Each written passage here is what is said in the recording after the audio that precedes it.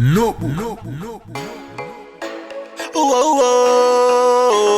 Maya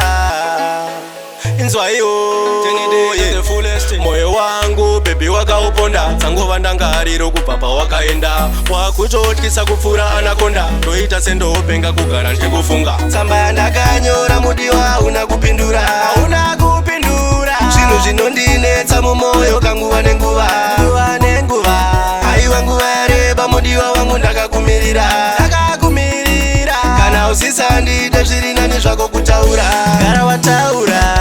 handizive bebi mudiwa ndoita sei iye zvinoona kandaonda sichikei pita napo handiziva nokupei hani wangu ndokufunga each and every day hazvina kumira faini asi bebi ziva ndokudaini dai waindida waratidza saini mudiwa rova uri jone tsamba yandakanyora mudiwa una kupindura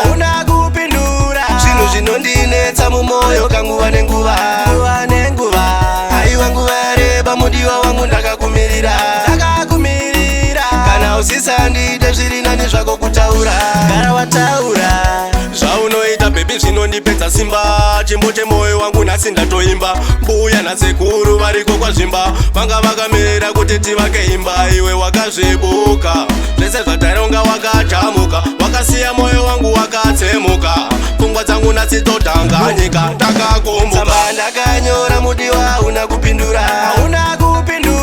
zvinhu zvinondinetsa mumoyo kanguva nenguva aiwa nguva yareba mudiwa wangu ndakakumirira kana usisandide zviri nani zvako kutaura gara wataura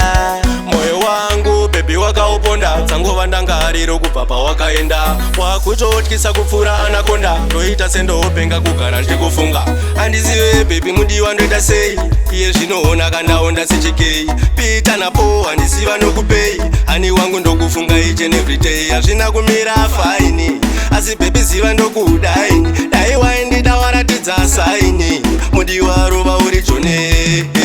tsamba yandakanyora mudiwa una kupindura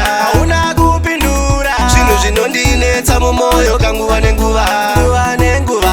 aiwa nguva yareba mudiwa wangu ndakakumirira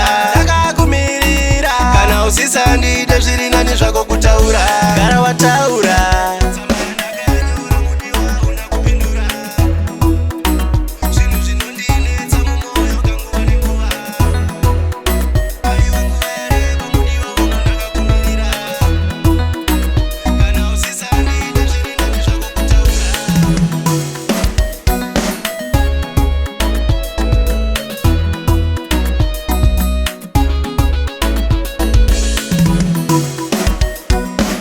No.